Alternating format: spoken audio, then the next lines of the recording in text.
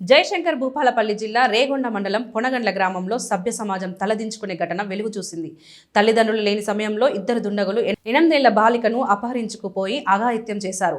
దీంతో బాధితురాలిని చికిత్స కోసం భూపాలపల్లి జిల్లా కేంద్రంలోని ప్రభుత్వాసుపత్రికి తరలించారు. స్థానిక పోలీసులు నిందితులపై ఫోక్సో చట్టం కింద కేసు నమోదు చేసి దర్యాప్తు ప్రారంభించాచారు. నాటుకుపోతారు కూలికి అయితే అలా ఆదివారం ఇక సెల్లు చేతికి ఇచ్చారు. వాళ్ళు ఎటు పోరు పొల్లగాని ఆదివారం ఇంట్లోనే ఉంటారు. ఆ సెల్లు పట్టుకొని ఇంట్లోనే ఉంటారు ఎల్లరిగా కోతున్నాను.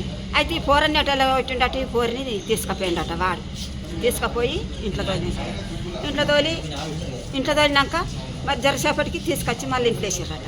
ఇంట్లో వేసిండు. మా అన్న రమ్మని అని పొల్లగానే చెప్పిండట. చెప్తే ఇదంతా నొత్తంది, నాకు నడవత్తలేదు అన్న, ఇదంతా నొత్తంది అని అన్నదట. వాడు మా తమ్ముడే, నాకు దొత్తలేదయ్యా అని బాంచను. నేను జీతం ఉన్నా మా బాగా మందు కొట్టేందుకు నేను పోయినా. మా పొల్ల నాటుకు పోయింది. నాటుకు పోతే మా అన్న నాకు ఫోన్ చేస్తే అరే ఇట్లా చెట్టుని మానభంగం చేసిండ్రా రారా అనడితోనే నేను పోయే వరకు ఏడుతాను. నా బిడ్డ ఏడ్చే వరకు నాకు దుఃఖం వచ్చేది.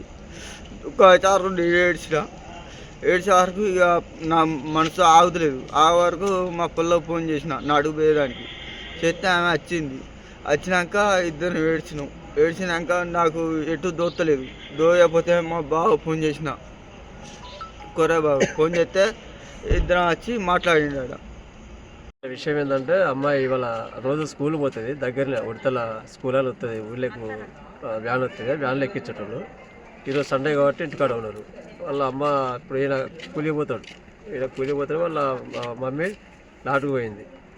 ఎవరు లేని మధ్యలో వీడు కొంచెం మత్తు అంటే కళ్ళు తాగినట్ట డ్రింక్ చేసి ఆ మత్తు మధ్యలో వీడు పోయి ఆ అమ్మాయిని ఇంట్లోకి ఎత్తుకుపోయేసి ఇవాళ ఇష్టమైనట్టుగా ఇద్దరు పిల్లగాలట. ఒకటేమో కావాలి ఉన్నాడట, అంటే 2-3 రోజుల కిందట ఇంకో చిన్న పిల్లగాడు కూడా ఏదో చేసిండట, చాక్లెట్లు కొనిస్తారు ఇదంటే ఆ పుల్ల భయపడి అని చెప్పాక ఈరోజు మళ్ళీ ఇద్దరు అన్నదమ్ములు కలిసి దాన్ని మానభంగం చేసి బాగా ఇబ్బంది పెట్టినట్ట. అది పెయిన్ వచ్చింది. నేను అంతలో అయినా నాకు ఫోన్ చేసేటట్టు నేను కూడా పోయినా. అమ్మాయి చూస్తే బాగా ఇబ్బందికరంగా ఉండే. పోలీసు వాళ్ళకి ఫోన్ చేసాను, 100 ఫోన్ చేస్తే ఎస్ఐ గారు వచ్చిండు, 4 కానిస్టేబుల్ వచ్చిండు. ఇప్పటిదానికా చూసిలా ఉమెన్ కానిస్టేబుల్ కూడా లైఫ్ తీసుకున్నది. ఆమె ఏం చేసేది, ఎట్లా జరిగింది అనేది అమ్మాయితో మాట్లాడిపించుకున్నది, పంచనామా చేసింది. తర్వాత ఇప్పుడైతే హాస్పిటల్ తీసుకుపోయి వాడిని రిఫర్ చేద్దామా లేకపోతే ఏదో చేద్దామని మాట్లాడింది.